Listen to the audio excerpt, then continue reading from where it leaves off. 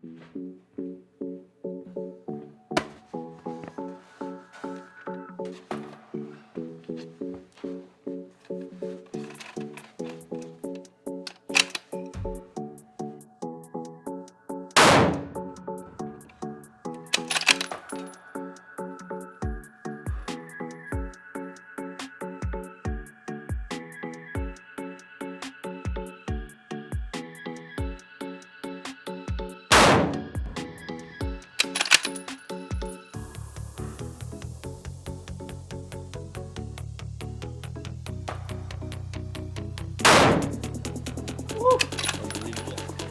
You are not going to believe that group.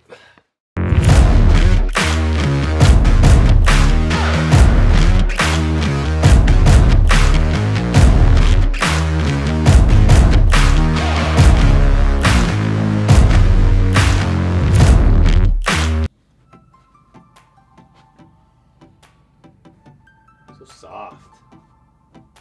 What's going on, guys? I'm back. Sorry for the delay. I know it's been a while since my last vlog on the Tikka build, but you guys have been asking, so here is the delivery. I actually had another kind of video project in store for video 6 for the Tikka build, but you guys have been asking me, and I've been itching to do a video, so I'm just gonna go ahead and make this part 6 and save that next video idea for episode 7. I'm really liking so far how this vlog, I appreciate everyone that has watched it so far, those that have ran into me either at in-person training or at a match. I appreciate you guys taking the time to introduce yourselves and come up to me and thank for the video. I actually didn't expect it to get as big as it did, but I'm really happy that I went this route. No, this video is not sponsored by Tikka, although that would be nice, right? Everyone asked me, did Tikka send me a rifle? It's like, no, I can show you the receipt when I went down to Yakima with Kalen at his range, and it was like, hey, that Tikka right there, 20 inch, you got a 24? No, damn, okay, I'll just take 20, and then I signed it, and then went off my merry way, assembled it, and then that was part 1.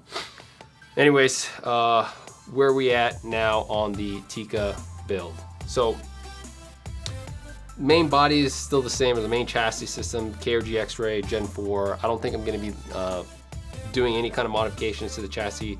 If anything, I would put an enclosed forend, but not right now because I really like the way it's configured, and it's easy to just take that barreled action on and out, on and off, without having to slip off the forend like all my other rifles that have enclosed forends, like that one back there. Huge pain in the ass, that kind of downside, but nevertheless, I love my KRG Whiskey 3s and my KRG chassis. For the episodes 1 through 5, you guys probably saw I've got the Harris bipods. I didn't technically upgrade these, but for those that are looking to upgrade bipods, these are great bipods as well. These are the Atlas Cal bipods. Cal stands for Cant and Lock.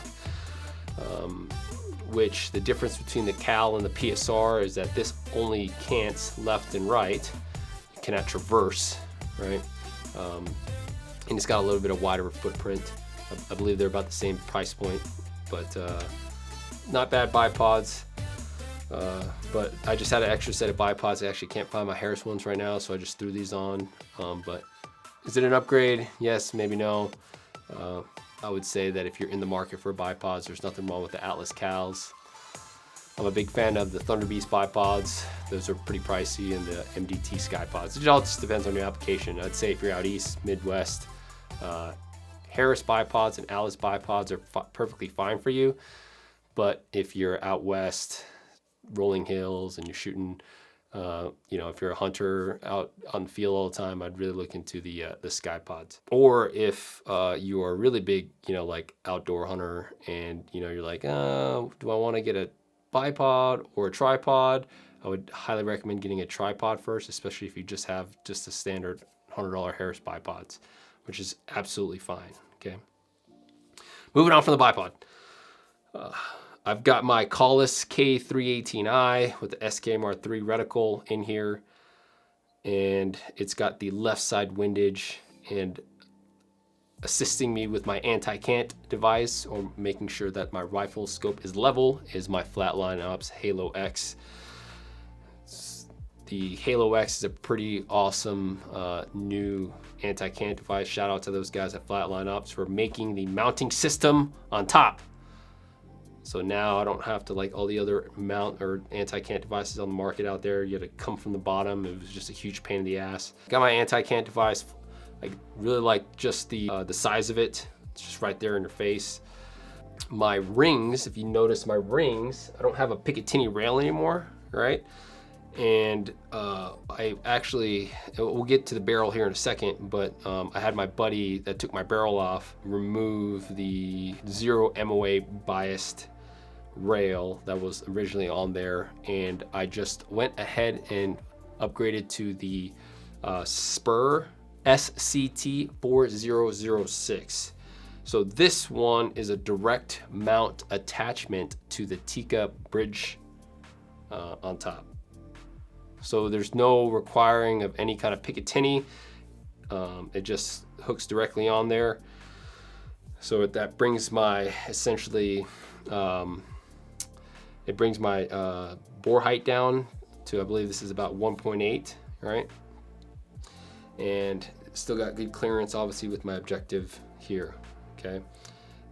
And these are the hunting mounts, all right? And I got them with the accessories on top so that I could attach this bad Larry on here, this little diving board, as Kalen calls it. Do I plan on putting night vision? I don't know what I plan on putting on there right now, but because I do not have a Picatinny rail no longer, I was thinking my little Hawk Hill data card holder that I have laying around here somewhere, I can just throw that on here and then run my data in the case that I'm using this at a PRS or a National Rifle League competition, style competition. My mate from Stirk, he sent me this gold knob or their bolt handle. Everyone that, I know a lot of people that run Tikkas that upgraded to this, so they recommended it. It was a little different to get, it was a little difficult to get used to, considering I really liked the original throw that it had.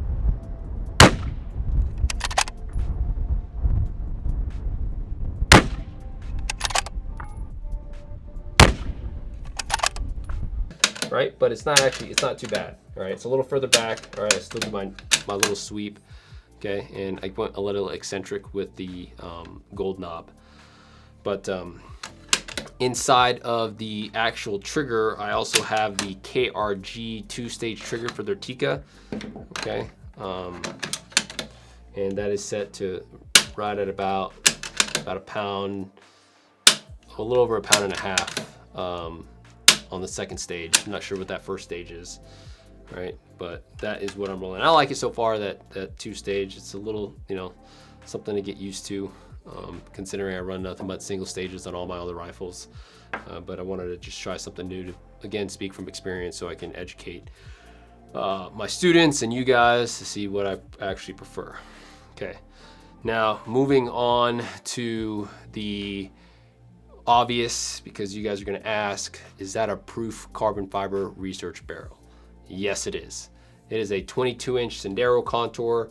So this is their Tikka pre-fit, and let me tell you, this thing shoots freaking lights out. However, if you guys are pulling your factory barrels off your Tikkas, I highly recommend that you send that action, barreled action, to a certified gunsmith or someone that knows what he's doing. I thought I knew what I was doing.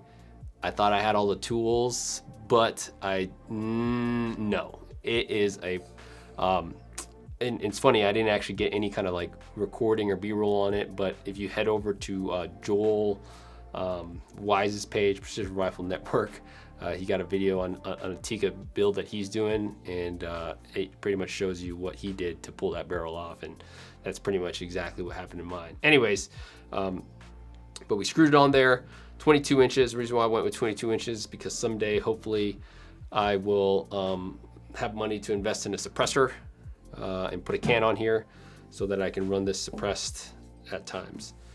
But you know, so far the barrel has been shooting lights out. I can't complain, and it's actually pretty fast for, you know, 20, because I went from, I think 25, like a high 2500s with that Tikka barrel, if I'm not mistaken, shooting 140s, to like now 2700, like 2720-ish with 140s on a 22-inch. I only gained 2 inches. Okay, so those Tikkas are, factory-wise, are pretty slow, and a lot of those that you guys have Tikkas are probably agreeing with me, like, yeah, Tikkas are pretty slow, but they're really accurate. So, okay. So that's the rifle in a nutshell. And so let's talk about what I've done with it so far since our last encounter, or my last video. I know better. Okay, so what I've done with it so far since I've last seen you guys. Last but not least, I still have my Area 419 Hellfire brake on there, one of my original ones when I first started competitive shooting, and it's still running strong. So, okay, back down to the rabbit hole that I was about to dive into. What I've done with it so far since my last time that I seen you guys. I went it on a bear hunt.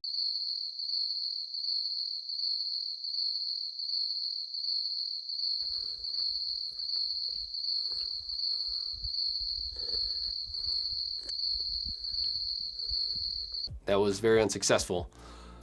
You guys are probably gonna ask how heavy this weighs as is sitting right now. It's just a little over 12 pounds. It's like 12 pounds and a couple ounces without the bipods. I think with the bipods, depending on what bipods I have, it'll bring me under 13 pounds with the bipods. I believe right here in this configuration is probably a little touch over 13, including the sling. So I went on a bear hunt with Kalen in the blues, and this was on my back the whole time. It wasn't too bad. We're back to camp.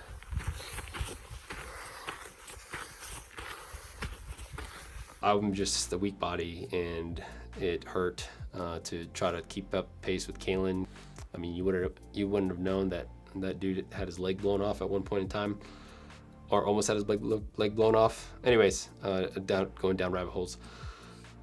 We went on an unsuccessful bear hunt. Nevertheless, I learned a lot. Awesome hunting experience, especially as my second time really in the backcountry. But because I had the itch so bad, I ended up going on my own hunt a week later out here in Wyoming, where I did a do-it-yourself mule deer hunt. Actually, one of my buddies from the Marine Corps came out, Patty Lorenzo. Patty, if you're watching this, thanks for coming out, bro. I appreciate you like no other. But he hit me up. He wanted to catch up, and he was like, hey, man, it's about hunting season, I know. Do you got any hunts coming up? And I was like, dude, you can backpack on the mule deer hunt with me. And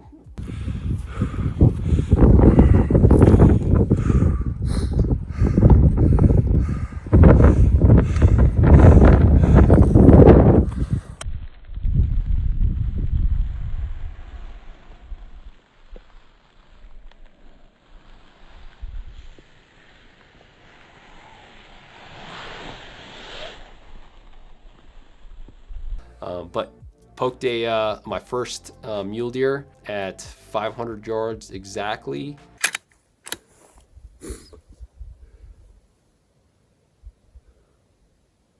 You want it?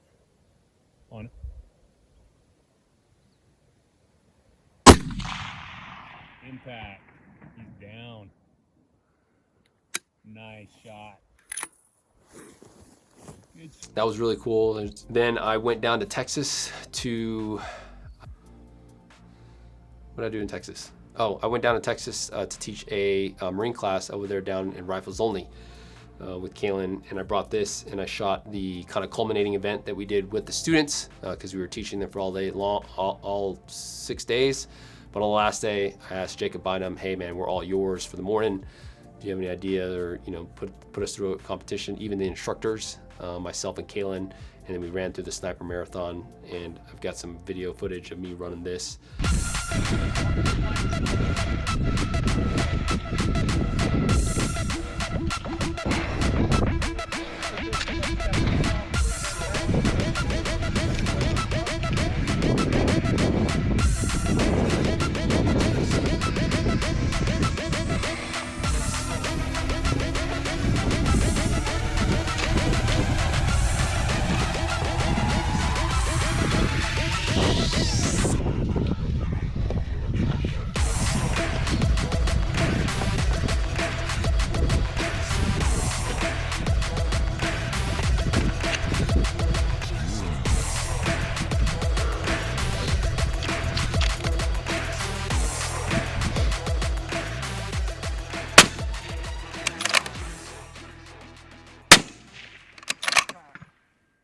so that's what I've been up to with this. I would say what's in store for this rifle here. What is the direction of this rifle as it's looking? So right now, based off of what I do as a long range shooter, there's a lot of things that I can do. I can do everything with this, minus, I would say, obviously military or law enforcement applications, but I can hunt with it. I can shoot a precision rifle competition with it, whether that be the National Rifle League or the Precision Rifle Series. And this year, 2021, the National Rifle Hunter League just kicked off. So this would make it to open heavy class. I think I need a power factor of like 381,000, which is 140s running at 2720, which is what this thing does. But I was thinking about pushing 147s through here, and that would bring me way over the power factor. And team competitions, right? Kaylin and I really want to start doing some of those like sniper team competitions where they slay you for like 2 days. Even though I don't know if I want to get slayed anymore, because like that was in the past, and I'm old now and fragile. I'm just kidding. No, I'm not. But I'd like to see you guys that always ask me, hey, when are you guys going to shoot a team match? Because I know a lot of you guys that follow me, you guys want to see Kaylin and I at those matches. And trust me, I want to go. It's just about timing, guys. But this would be a perfect team kind of backpack hunt. That's something light that I can ruck around, and it's not going to kill my back or my body and my knees going up and down some hills. So yeah, that's kind of the future of it. And that's pretty much it for now. Again, episode 7 is going to be a little different-ish. I'll probably, take this out to the range for you guys, maybe shoot the craft drill with this to see how this shoots. But, with all of this, I'm sure you guys seen some B-roll that I've thrown on top of this, of everything that I've done with it so far. So, yeah. Okay, guys, thanks for watching. I know it was quick, down, and dirty. I just wanted to get it over with so that you guys can see this. All right, guys, if you guys like this video, again, while you're here, if you made it this far, thank you. But since you're here, go ahead and comment, like, share, and please hit that subscribe button, and we will see you guys in the next video. Thanks so much, guys, and you know the drill. Keep your face on the gun.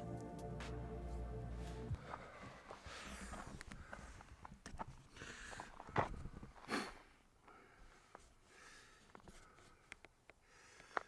right, so aim point is here, and 3 shots, pretty much all touching.